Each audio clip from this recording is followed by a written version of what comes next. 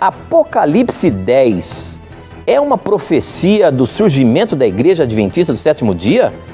Porque somente ela tem esse privilégio. Isso é pregado de que Apocalipse 10 faz uma referência ao surgimento da Igreja Adventista, professor? Fala sobre o livrinho ali. O livrinho que, quando ele comeu, era doce como mel, mas que depois ficou amargo. Eu acho que ele está citando exatamente esse texto.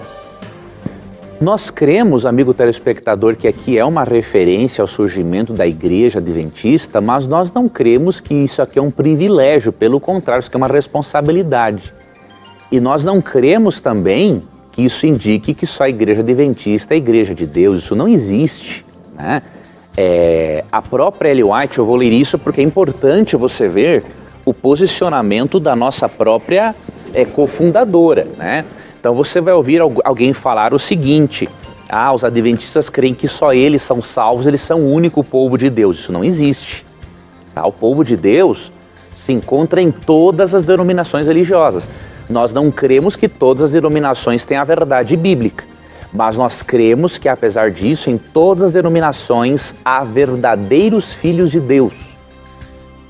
E Ellen White, cofundadora do Adventismo e considerada por nós profetisa, no livro Grande Conflito, página 449, ela é clara em dizer o seguinte: mas os cristãos das gerações passadas observaram o domingo, supondo que assim fazendo estavam a guardar o sábado bíblico.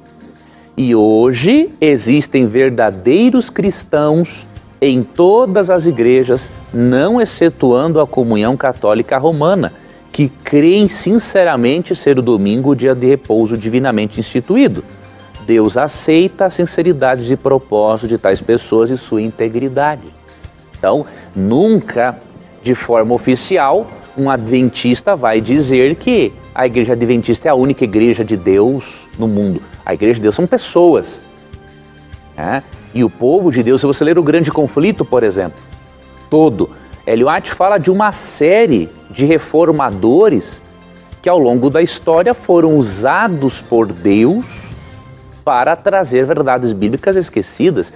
Se não existissem esses reformadores, Lutero, Wycliffe, John Hus, não existiria o Adventismo do Sétimo Dia.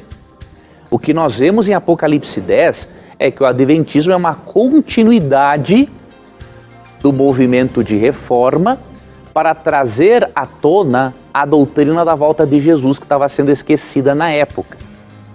Bom, então que isso fique bem claro. E aí você vê aqui, de forma resumida, eu vou lhe dizer, nesta visão, João vê um livrinho aberto que simboliza o livro de Daniel. Nesta visão, ele recebe a orientação de comer este livrinho. Se você vai para Jeremias 15:16, comer um livrinho simboliza aceitar as palavras de Deus e anunciá-las para pessoas. E quando João come este livrinho, na boca ele é doce como mel, mas no estômago ele é amargo. E aí no capítulo dá a explicação do porquê disso. No verso 11 fala: é necessário que ainda profetizes a respeito de muitos povos, nações e línguas. Veja, o comer deste livrinho está relacionado com o anúncio do Evangelho. E foi isso que aconteceu no século XIX. Quando se estudou mais o livro de Daniel, que é representado pelo livrinho que João comeu, os milleritas, seguidores do pregador batista Guilherme Miller, eles tiveram a certeza de que Jesus estava para voltar. E a notícia da volta de Jesus, para eles, foi doce como mel. Mas o desapontamento por ele não ter vindo em 22 de outubro de 1844 foi amargo para eles. Eles acertaram a profecia, mas erraram o evento que ocorreria na profecia. Eles acharam que era a volta de Cristo em 22 de outubro de 1844, mas não era a volta de Cristo. Era o início de uma nova fase do ministério sumo sacerdotal de Cristo no santuário celestial.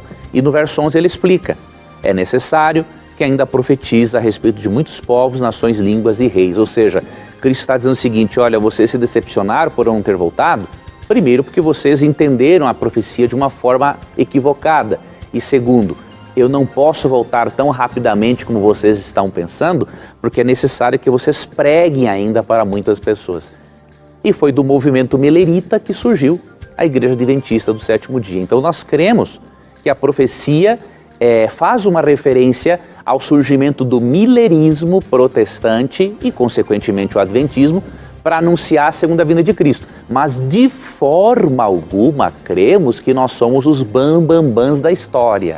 Os bambambãs da história. Isso não existe, né? Leia o Grande Conflito e você vai perceber que o povo de Deus está em todos os lugares. E, inclusive, Ellen White diz que a maior parte dos filhos de Deus nem está na Igreja Adventista. A maior parte dos filhos de Deus está no mundo protestante, incluindo, obviamente, a Igreja Católica.